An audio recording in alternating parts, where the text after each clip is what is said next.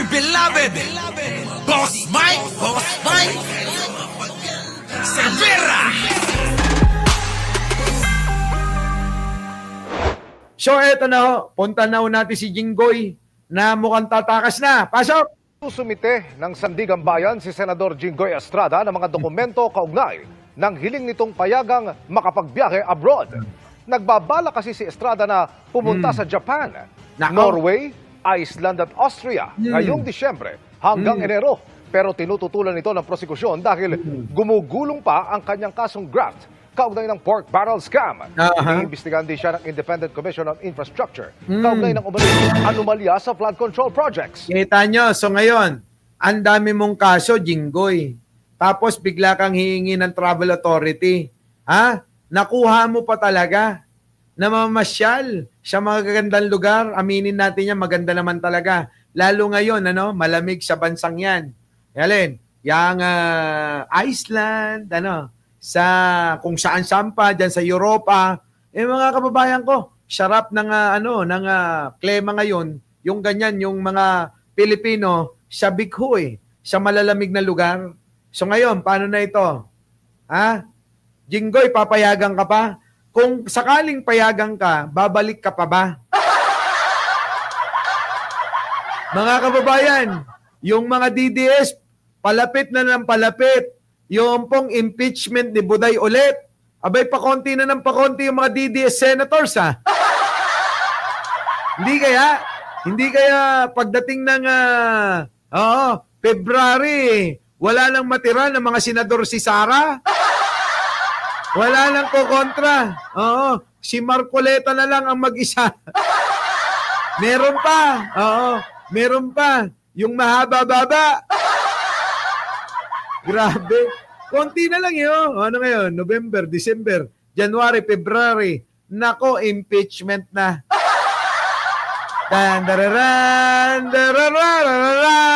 Eto na ang mga dilawan-piglawan. Sila ang magsasampa niyan. Diba? Yan po mga kababayan ko. Yan ang sinasabi ko, weak leader kayo ng weak leader. Yung pag-iisip kung paano mag-isip, yung tinatawag yung adik bangag. Kayo napapahamak, mga gunggong, mga tanga. Meron bang weak leader na ganon? Hindi nyo namamalayan na uubos na kayo? May weak leader bang ganon? Yung bang mga kababayan, yung mga tumutulig siya at nambababoy kay Pangulo, bigla na lang nauubos. Kantay nga natin mga kababayan yung kanta ni Glock 9. Sabi nga ni Glock 9, napakaraming DDS na senador, pero bakit tila walang natira? Nagtatago sila. Ganon. Grabe. Diba? Sipin nyo maigi yan. Weak leader pa more. News, Mariz Umali. Yan, mga kababayan ko. Eto na. Nasaan na ba talaga si Bato? Oy, Bato. Oy, umamin ka. Nasaan ka na ba? Ha? Eto na, pasok. Nako, mga hindi natin alam kung nag-backdoor na yan. Kasi, ano bang ginawa ng iba? Ano bang ginawa ni... Ano bang ginawa ni Harry Roque? Di ba? Nakaalpas nang walang may alam. Oo nga. Hindi natin alam. Di ba? Sino? Alice Go! Di ba?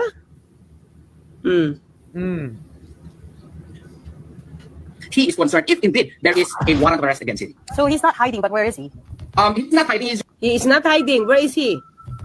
Nasa na yun, Torion? Isa pa to si Torion, mga kababayan, abogado ho ng mga gunggong. Biruin ninyo, mga kababayan ko. Nasaan na nga? Kung hindi nagtatago, si Bato, asan na yun, Torion? Palitawin mo kung nasaan, sino? Si Bato, yung kalbo na senador. Baka kasi hindi niya makilala kung sabihin natin si Bato lang. Yung kalbo na senador. Diba? Bato, gayahin mo na si Marcoleta. kontakin mo na siya. Sabi mo, Marcoleta, pwede bang pahingi ng supplier mo ng iyong piloka? Oo. Malaking bagay yan para hindi ako makilala. Gusto ko yung iba-iba. Minsan kulay pink, minsan kulay gold. Ganun dapat, talagang. So he's not hiding, but where is he? He's not hiding. He's just making himself unavailable as of the moment in the light of the fact that. Galing, unavailable daw. Hindi pa rin makita ang tawa ni Ano pangalan nito? I forgot. Yun. Yung babae. Hindi, yung babae. Yung babae. Yung nasa gitna. I forgot. Sean. Sean. Really, sabog po ang mensahe ng ating gobyerno. Di ba sinisipan niya? Alam mo. Yan ang problema sa kanila. Sisihin pa nila yung gobyerno kung di ba naman mga gunggong talaga tong kulto ni Digong. Sisihin ninyo yung gobyerno? Bakit? Gobyerno ba ang nagpanukala at gumawa ng mga kasalanan nila at pagpatay nila sa marami nating kababayang mga mahihirap, sa mga kababayan nating mga mahihina, sa mga kababayan nating mga inabuso nila, sa mga kababayan nating inagawan nila ng mga magulang, inagawan ng mga anak, inagawan ng mga asawa, kinitil ang buhay ng lahat ng mga yan. Diba? Tapos kasalanan ng gobyerno ni Pangulong Bongbong? Dr. Relec, alam mo na, sa Sabado tayo,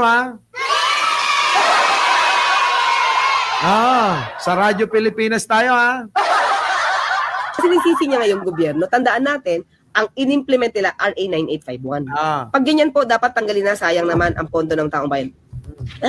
He's not making himself available. He's not working. He's not working. Literally. Diba?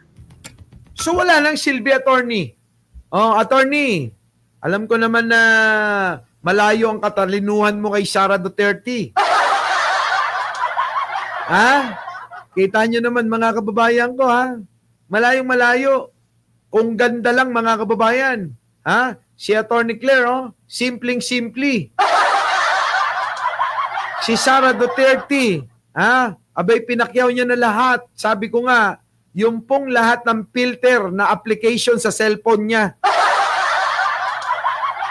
Halos wala nang matira, kaya yung mga vlogger na DDS, ay kita mo, naubusan na sila. Kaya nagtsatsaga na lang mga kababayan, alam nyo, sa camera 360. Kahit obsolete na. Grabe, no? Mga kababayan ko, no? Camera 360, mga kababayan, ang gamit na lang nila. Tingnan nyo, si Banat Bay, sa sobrang filter na niya, sa camera 360, abay, hindi na tumatalab sa kanya.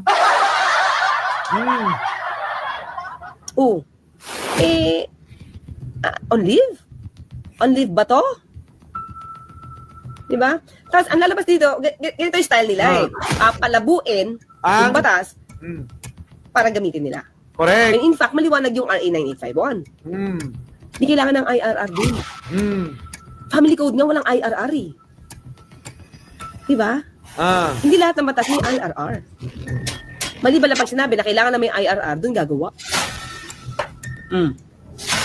Yeah, tuloy. Ano ba talaga ang gagawin sa kanya? Extradition rules ba kung meron ng warrant? O what you call this? Surrender ba kung meron na nga bang warrant? Pati nga Makaka-clear. Ang simple lang naman, di ba?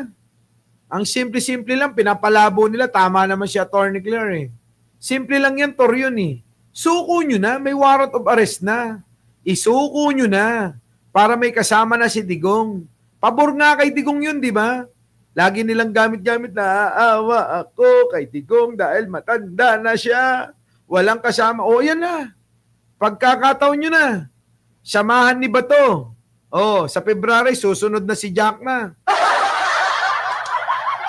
Diba, Ai Chang? Hayaan mo ng mga DDS, ayaw nila mag-likes. Simple Ang dami pang mga sinasabi. Suko. pumunta na at tumungo na sa ICC, makasama si Digong. Ganon! Puro na lang. Si Jackman naman, puro naawa ako kasi matanda na si Digong. Walang nag-aalaga sa kanya. Oh, edi Bongo, pag lumabas yung warrant mo, edi huwag ka rin magtago. Naawa pala kayo eh. Naawa kayo, edi malaking tulong kung nandoon kayo sa tabi. Tama ba? Tama ba? Kaya alam nyo, tulad ng mga sinasabi ko nung mga unang araw, nung unang panahon, na etong si Bato, si Bongo at marami pa dyan, ultimo si Sara, ginagamit lang nila si Digong. Ginagamit lang si Digong, pati yung mga vlogger nila dyan. Kawawa nga si Digong eh. Hindi na kayo naawa kay Digong, ginagamit nyo ng ginagamit. Yan ba yung totoong pagmamahal mga kababayan ko? At ngayon, makikita nyo na, pagkakataon na ni Bato, sumuko ka na. Pagkakataon mo na yun, para makasama mo si Digong. Sabik na sabik ka na sa yakap niya, di ba? Kamo, siya yung pangalawang ama mo. Sa kamo, si Pangulong Bongbong, kita mo, dahil sa sobrang pagmamahal niya kay Apo Lakay, dinonate niya yung kidney niya. Ikaw, ano ang kaya mo ba to na isakripisyo para kay Digong? Sige nga, may kaya ka ba talagang isakripisyo para sa kanya? Pues, tokininam. Ito na yung pagkakataon mo, isakripisyo mo yung sarili mo para sa kanya, para bumilib yung mga bobo tatanga-tangang mga DDS sa'yo. Tama ba mga kababayan? Diba? Kung talaga na mahal niya si Digong, isakripisyo mo yung sarili mo, isuko mo yung sarili mo, at doon, sagutin mo yung mga inaakusa sa'yo. Hindi kaya dahil natatakot kay totoo yung mga akusasyon? Kasi wala kang dapat ikatakot kung hindi totoo yon. Malamang mga kababayan, sa mga matitilino, sa mga malalawak lang umunawa, at mayroon pong mataas na kaisipan, yung sasabihin ko. Kaya yung mga hindi kayang unawain, umalis muna kayo. Yung mga DDS, Kita nyo? Simple. Simpleng-simple. Bato, mahal mo si Digong. Samahan mo ron. Bato, sabi mo, siya yung pangalawang ama mo na. I-donate mo na yung buong katawan mo para sa kanya. Hindi para ibigay. Kung hindi, pumunta ka, total naman may warrant of arrest ka, isuko mo na yung sarili mo. Na ma-warrant muna. Bago ka maproblema kung i-extradite yan o si-surrender. Diba? Nandun ka pa lang sa i-serve yung warrant eh. Ang tanong dyan, willing ba na i-surrender kapag may warrant? Yun, willing ba? Katulad na sinasabi niya na ikaw pa magposa sa akin, Senator Trillanes. Make my day. So, nandun ka na ba sa make my day? Or wala? Hindi ka na makikita? Wala na! Wala na yan, attorney. Malamang tumakas na yan. Malamang yan, mga kababayan, nag-exit na sa tawi-tawi. Di ba? Wala na yan. Ako, naniniwala ako, wala na yan eh. Oo. Pumunta na ho yan sa ibang bansa. Nakita niya, bumalik na si Torre. Sabi niya, naku, patay na ako, bumalik na si Torre. Etong si Torre pa naman walang sinisino ere. Ayun. Mga kababayan, walay. Di ba? Wala ka pa sa stage na inaaresto ka eh. Di ba? Tapos nagkakaproblema ka kung i-extradite ka na o hindi pa. Or surrender ka. Di ba? May choice naman nga, sabi ng DOJ, may choice. Correct. So it's up to them what to use. Di ba? Hindi naman pwedeng choice ng accused. Ikaw yung accused eh. Oo nga. Hulihin ka, di ba? Yun lang naman tanong di ba? Nasaan ka na? Nasaan ka na? Magpahuli ka na? Bato? Putik. Bato! Pa-make my day ka pa. Magtatago ka rin pala. Tatakot ka ba? Oo. Ready siya, di ba? to be Takot, attorney. May malang yung ready, make my day niya. Nginginig yung tombong. Tinamaan ng lintik si Bato. Nung narinig agad-agad, mga kababayan, kinabukasan, di niya na alam yung sasabihin niya. Doon nga lang yung make my day, nanginginig na ho eh. Yung pa kayang galing na mismo kay Boying Remulla. Di ba? Yun pa lang mga kababayan ko, halatang-halata nyo na. Si Bato, wala pa ho yung warrant, nginig na ho. Yung pa kayang narinig niya na kay Boying Remulla. Go ahead, make my day, Mr. Trillanes! Biyan mo! Sige ka lang ngak dyan ng ICC. Sige! Go ahead! Eh, sumama ka pa. Pag-serve ng warrant. Kita nyo? Sumama ka. Ikaw mismo magpusa sa akin. Nako, mga clean, hindi natin alam kung nag-backdoor na yan. Kita nyo, hindi daw natin alam kung nag-backdoor na yan. So, maliwanag ko rito, mga kababayan ko. Si Bato, puro daldal lang. Our beloved Boss Mike.